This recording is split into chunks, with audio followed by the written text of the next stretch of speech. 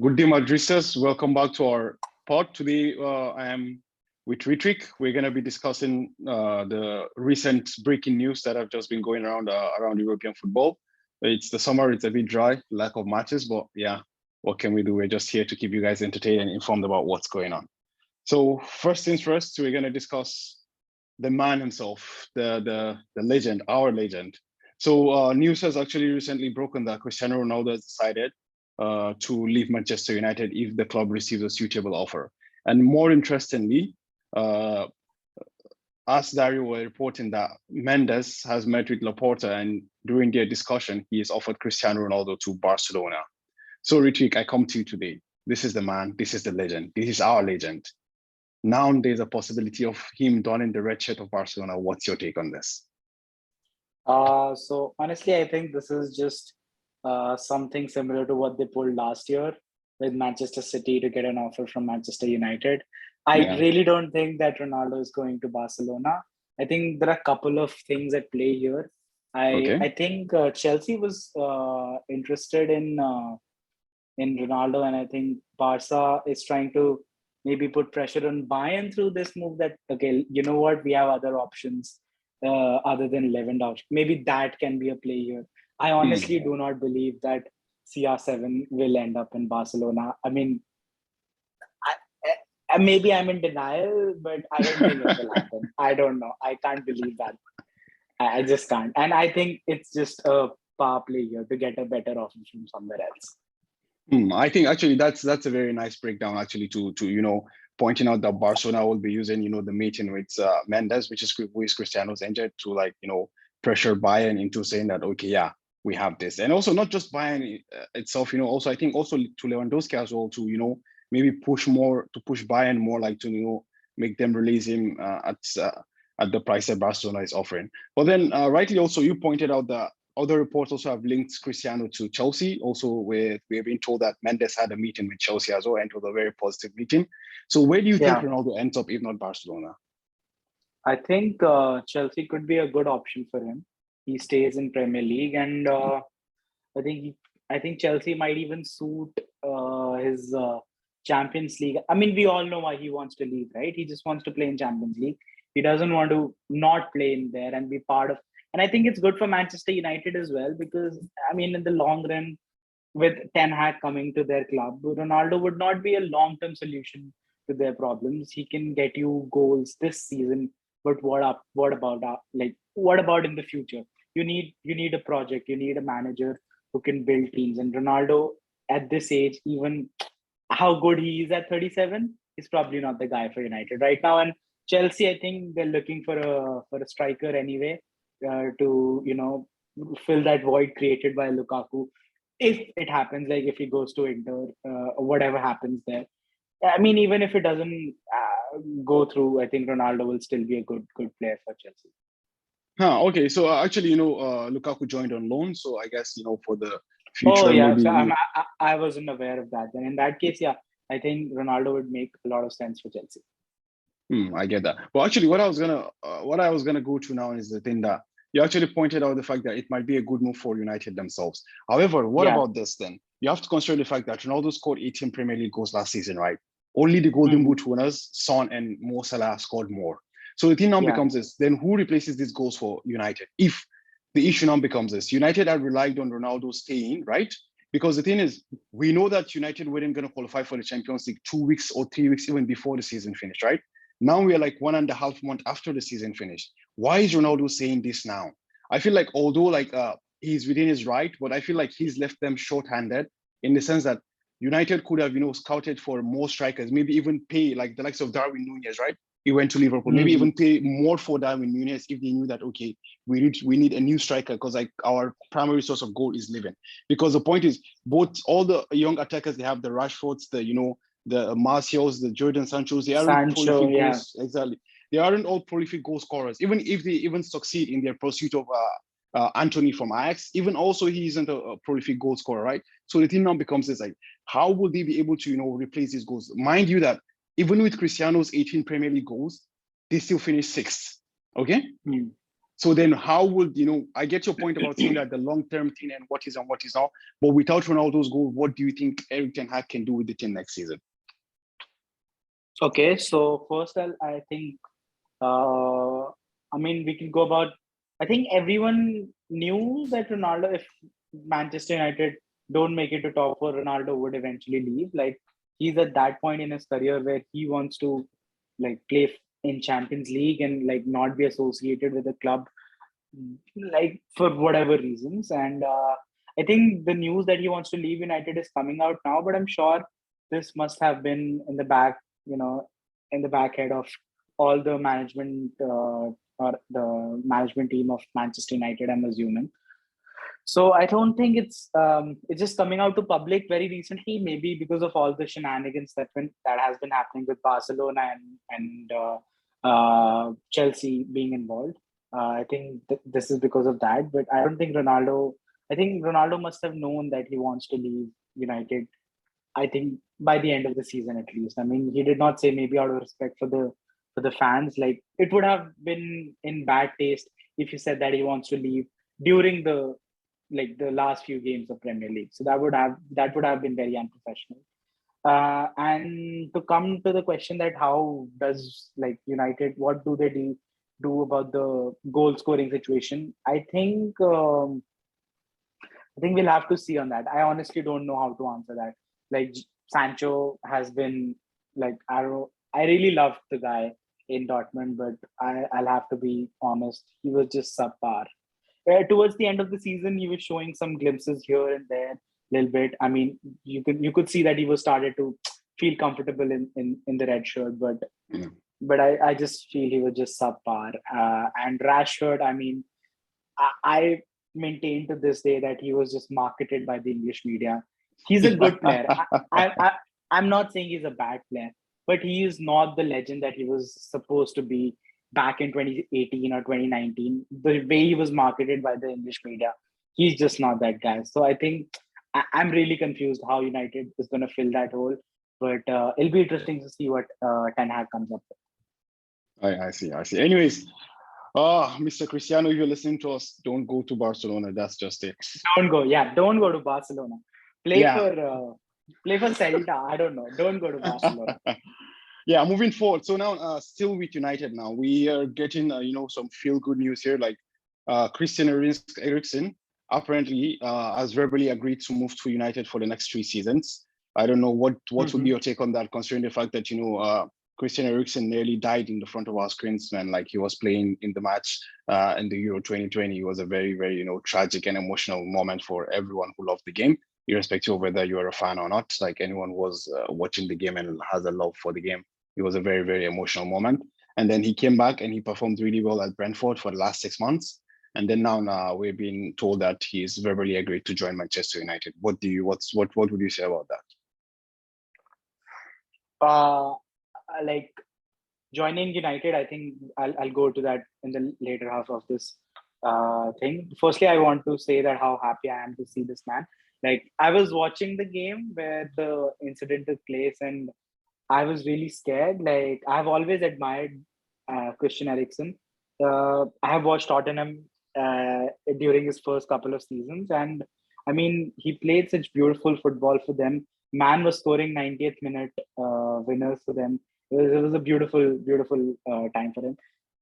Seeing him go through that, it was really hurtful for everyone who loves this game. Keeping aside our loyalties for the clubs, but it was not a great sight for the game itself. It was very sad. But the man has returned. Clearly we can tell that he has the warrior spirit in him, and I'm so glad that he's back to the competitive side of the game.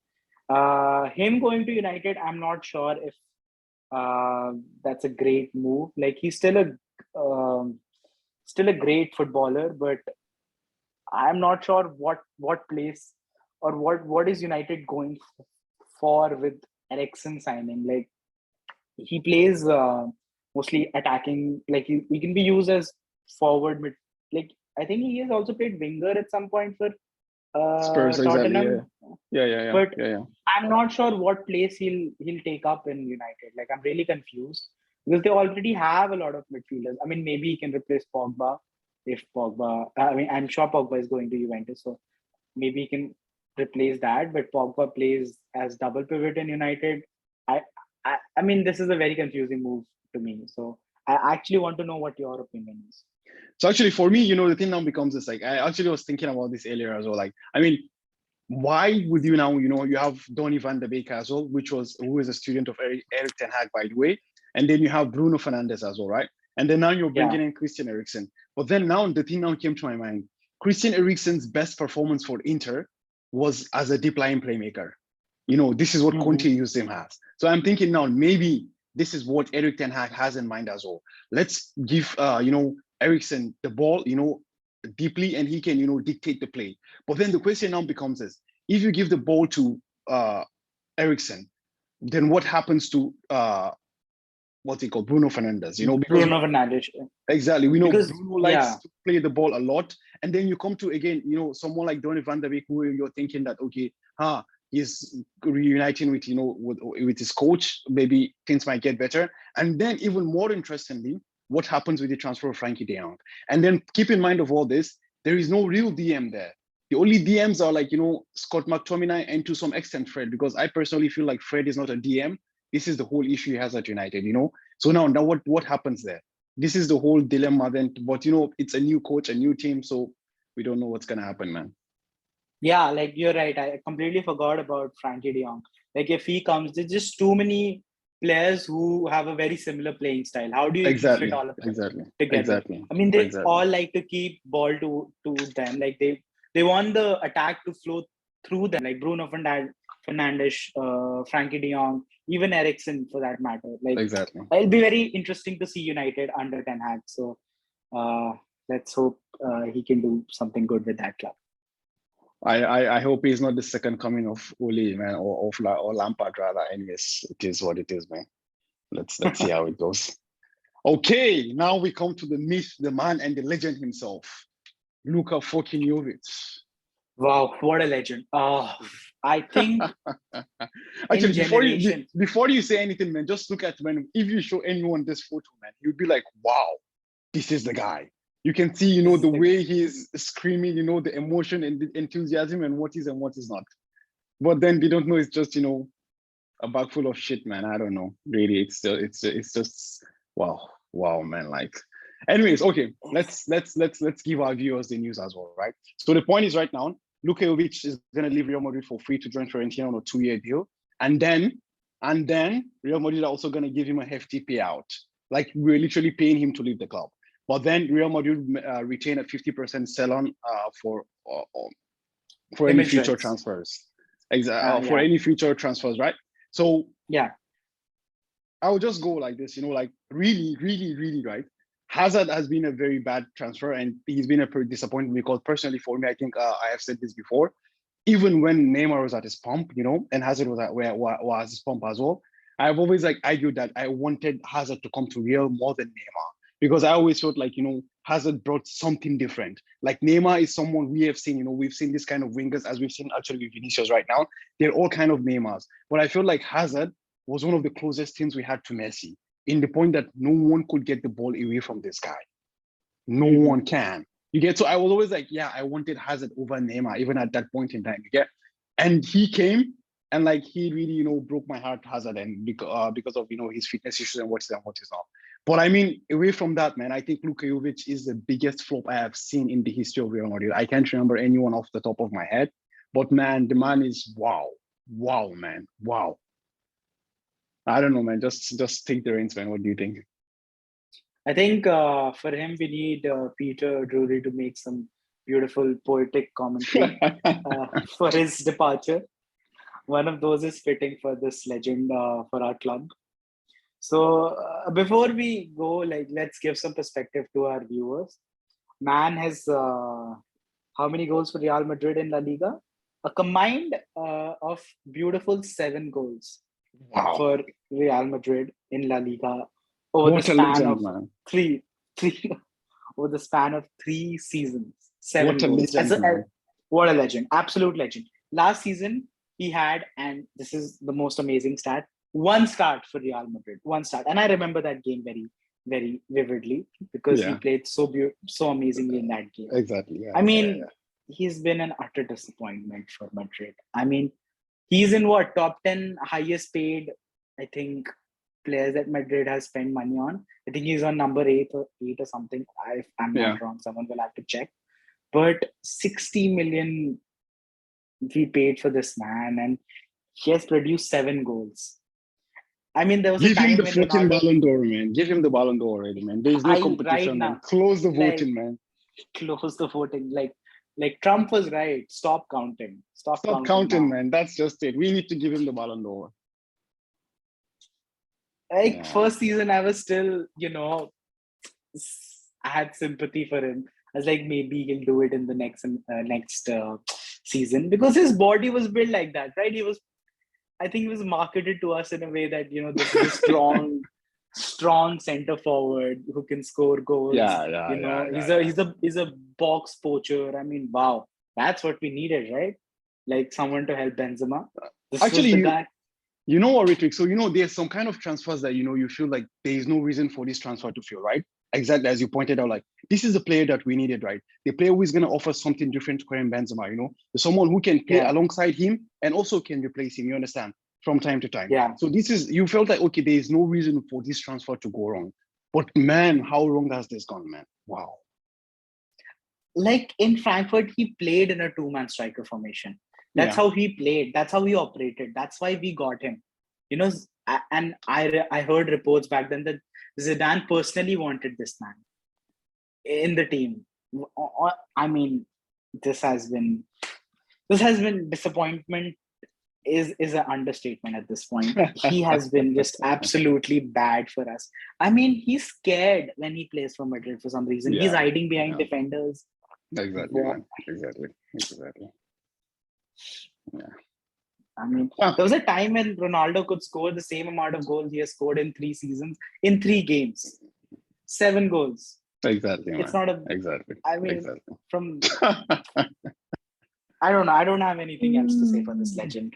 The numbers speak for themselves. Exactly, man. Every kid speaks for itself, man. We just need to keep quiet and let the words and the numbers speak for themselves. Exactly. Okay, anyways, moving on from one legend to another legend. Let's go here. We have Xavi Hernandez and his new boys, the free transfer boys. So earlier today, or rather, I don't know, I think late last night, the worst kept secret in the history of football has been revealed. Andreas Christensen, free transfer from Chelsea. Frank Kessie, free transfer from AC Milan, joins Xavi's revolution. What do you think? Frank Kessie, very good box-to-box midfielder. Andreas Christensen, a good defender. Sorry, brought up in Chelsea's Cobham Academy. So I don't know what you think. Well, how would this influence Barca going forward? Firstly, I like to say that this is the reason Sunaid is not here, because he feels betrayed that Kessie is leaving his dear old AC Milan and joining Barcelona. Okay, jokes aside, I think Frank Kessie is a very good signing for Barcelona. He's a good midfielder. He might even play, if De Jong leaves, he might even play in his position, or maybe a moderate, like a modified version or a high modified version of his position. Maybe that's what my understanding is. I could be very wrong. I'm not sure how Xavi intends to use him, but he has been he has been very influential for Milan, at least for the success in the last two seasons. You cannot deny that. Like, he was brought into the club, I think 3-4 years ago, when Milan was starting to rebuild with young blood, and this man was the poster child of all that. So, and he has really shown, like, during the last 4-5 seasons, that how important he has been for that club. So I think this is a good one on Barcelona. Like, I'll give them this one. About the other guy, Christensen, I haven't seen him a lot, honestly. So I will reserve my judgment on him. Maybe I'll watch some Barca games to see how he plays. But Kessie, I'm just gonna say Barca, good catch, good one. Yeah. Let me just say, like, for Christensen, like, actually he's a good ball playing defender. And actually the thing about Christensen is this, like, he's the kind of person who needs, everything to work in place for him. Like he needs that reinforcement. He needs to be told that he can do this, you understand? If he gets that, he's a very good defender. Because I remember at first when he came to fore under Antonio Conte in the 3-man defense, man, the boy was a baller. He was a very good baller, man. But the thing now becomes this, like, when Christensen has, when his limits are being pushed, which like I think at the end, towards the end of Frank Lampard's reign as well, I think he had some issues about that. And I'm not very sure. Maybe it's towards the end of Frank Lampard's or at the beginning of Thomas Tuchel's reign. He had some issues. And since then, his form has dropped off a lot. And this is the guy who is always requesting transfers, you understand? So I think he's requested 2 times or 3 times transfers and then eventually refused to sign the new contract at Chelsea. So I would say, like, why he's a good defender, I will, be worry about how he will adapt, to the pressures of playing for Barcelona. Because while the pressure of playing for Chelsea is very huge as well, I mean, the pressure of playing, for these top tier guys in Europe is a whole different ballgame, to be honest. That's the thing. Like, and again, when you're coming to a team that is so obsessed with a certain philosophy as Barcelona, it's not easy to cope. And about Kessie, man, there's nothing to say. You said it all, man. Like, the man was a monster for Milan, man. And I really love his penalties, man. So yeah, more. Yeah. This is a very good catch for Barcelona when it comes to Frank Kessie. And I think Christensen, maybe, hopefully, we can cope. At least he can be better than Eric Garcia, man. So that's just it. We'll see. So, like, you're saying that Christensen may be something like Varane to us. He needs that direction, that support for him. Yeah. So that's the thing. Like, I think saying he might be like Varane is like, overstating it. But yeah, you can say a poor man's version of Varane. Right. Okay. Cool. All right, then. So moving on, let's just end this segment by discussing, the movements in Paris. So we officially heard that Mauricio Pochettino has officially left the club, Paris Saint-Germain, and in his place, they have appointed Christophe Galtier. I hope I'm pronouncing his name right. My French is a bit rusty.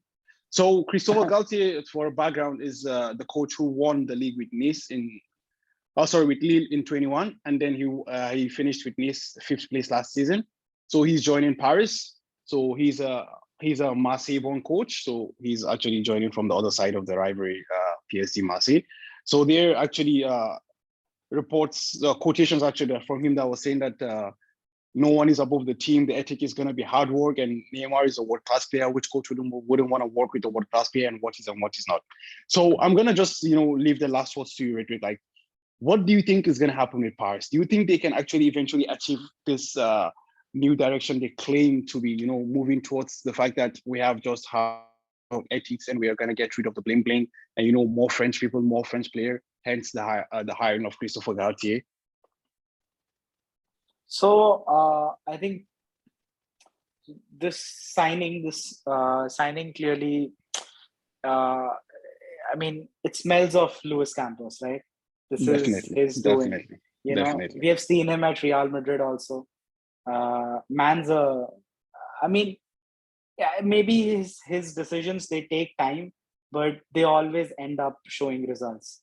Definitely. So, I mean, I think PSG got it right that they signed Luis Campos. And honestly, I think, it's very hard to not realize that PSG one day might not achieve what they're looking for. I mean, it's inevitable, right? It will happen someday with the strategy and the sort of money and the sort of backing they have. But if you personally ask me, I hope it never happens. I hope that we get to eliminate them every single time. Just put it in their smug faces every single time. Because that club is trying to be us, and they'll never be us. They'll never sit in our chair. Yeah. Right. So, but this is objectively speaking, this is a very, very good change for PSG from their usual strategy of just signing the star names and the big players and the big managers. They're moving away from that marketing football to maybe some sort of real football. So it'll be really good to see what happens here as well. Yeah. So let me just, give the last words on the last words you said as well. So, actually, you rightly pointed out, like, Lucas, even when Christophe Galtier was, in the press conference, he's mentioned that, Lucas Ocampos was one of the main reasons, he joined PSG as well. Yeah. And as you rightly pointed out, if giving so that's the important thing right here, right? So if Paris doesn't give Ocampos the freedom to work, eventually everything is garbage. But as you pointed rightly, if given the the freedom and the tools, or even without the tools, man, the man makes his own tools. That's one of the good things about Ocampos as well. So if given the freedom, he can his decisions actually do reap very good rewards actually. So yeah, let's just see how it goes. As you said, eventually these guys have so much money, so one way or another they're gonna win what they want to win eventually. So hopefully not just against us. Yeah, not just against us, indeed. Exactly. So we have come to the end of our segment today. So, but before we leave, just I want to give a shout out to our colleagues at RM Committee. Just check them out on Instagram. They're very solid guys, and they're always sharing the latest news and what is not. So they're very, very solid about Real Madrid content. So you can find the descriptions in the links. There are links in the descriptions below. And additionally, like if you like our our content, please just give a thumbs up and do not forget to subscribe as well. And also you can find us on other podcasts platforms such as Spotify and Apple Podcasts. Also, the links to that are also going to be in the description below. And also, please just follow us on our socials as well, Twitter and Instagram. As it goes, like we are nothing without our viewers. So the more you support us, the more we can keep growing. Thank you very much. And Hala Madrid! Hala Madrid!